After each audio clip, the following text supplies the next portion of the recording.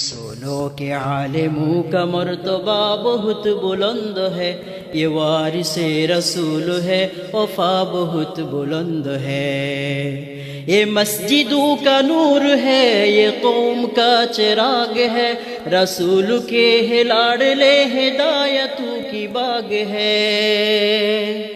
उन्हीं से अपने दीन की सदा बहुत बुलंद है, ये वारिसे रसूल है, वफा बहुत बुलंद है। सुनो के आलिमों का मर्तबा बहुत बुलंद है, ये वारिसे रसूल है, वफा बहुत बुलंद है।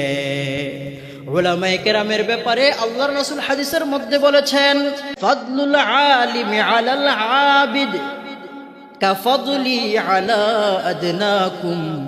আল্লাহর রাসূল বলতেছেন, তোমাদের মধ্যে মর্যাদার ক্ষেত্রে সবচেয়ে নিম্নমানের যে আছে, তার তুলনায় আমি নবীর মর্যাদা যেরকম, একজন আলেমের মর্যাদা আবেদের তুলনায় ঠিক ওই রকম। এই জন্য উলামায়ে কেরামের জন্য শুধুমাত্র আল্লাহ নিজে নয়, আল্লাহর প্রত্যেকটা মাখলুক উলামায়ে কেরামের জন্য দোয়া করে।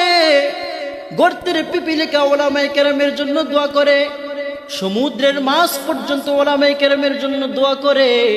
কারণ তারাও ভালোভাবে জানে যে উলামায়ে কেরাম যদি পৃথিবীর মধ্যে থাকে তাহলে ইলম টিকে থাকবে, ইলম টিকে থাকলে দুনিয়া টিকে থাকবে, আর দুনিয়া টিকে থাকলে আমরাও টিকে থাকব। তার মানে উলামায়ে কেরাম যদি দুনিয়ায় না থাকে ইলম থাকবে না, ইলম না থাকলে দুনিয়া থাকবে না, দুনিয়া না থাকলে আমরাও দুনিয়ার মধ্যে বসবাস করতে পারবো না।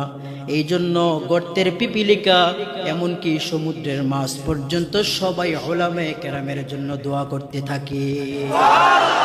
উলামায়ে কেরামের ব্যাপারে আল্লাহর রাসূল কত সুন্দর সুন্দর কথা বলেছেন।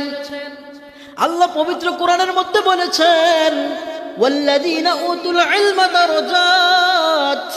আল্লাহ পাক রব্বুল আলামিন যাদেরকে ইলম দিয়েছেন এদেরকে আল্লাহ পাক রব্বুল আলামিন মর্যাদা দিবেন, এদেরকে সম্মানিত করবেন। এই জন্য উলামায়ে কেরামের জন্য আল্লাহর নূরের তৈরি ফেরেশতারা পর্যন্ত দোয়া করতে থাকে। মসজিদ থেকে যখন উলামায়ে কেরাম বের হন, মসজিদের দুই পাশে আল্লাহর নূরের তৈরি ফেরেশতারা তারা শুধুমাত্র আলেমদের সাথে মুসাফা করার জন্য রাস্তার দুই পাশে দাঁড়ায় থাকে। এমনকি আল্লাহর নূরের তৈরি ফেরেশতারা নিজেদের নূরের পাখাগুলো পর্যন্ত উলামায়ে কেরামের পায়ের নিচে বিছায়া দেয়। सुनो के आलिमों का मर्तबा बहुत बुलंद है, ये वारिसे रसूल है, वफा बहुत बुलंद है। ये मस्जिदों का नूर है, ये कौम का चिराग है, रसूल की है लाडले हिदायतों की बाग है। उन्हीं से अपने दीन की सदा बहुत बुलंद है, ये वारिसे रसूल है, वफा बहुत बुलंद है।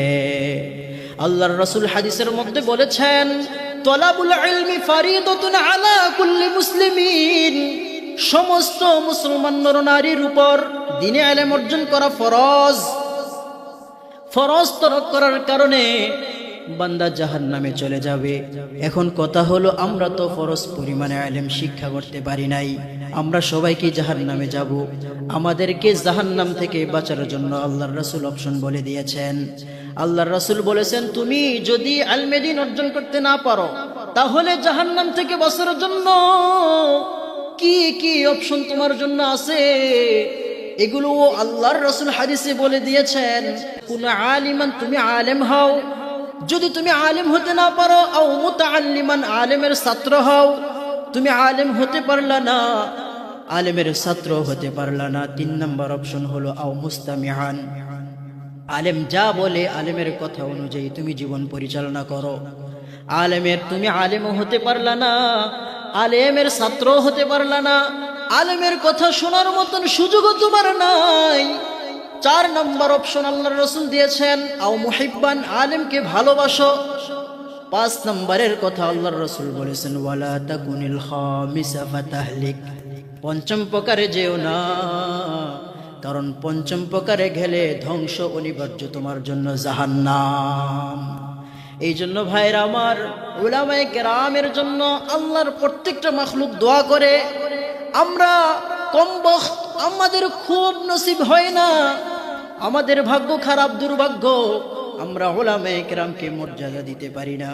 অথচ এই উলামায়ে কেরামের জন্য আল্লাহর প্রত্যেকটা মাখলুক তারা সব সময় উলামায়ে কেরামের জন্য দোয়া করে।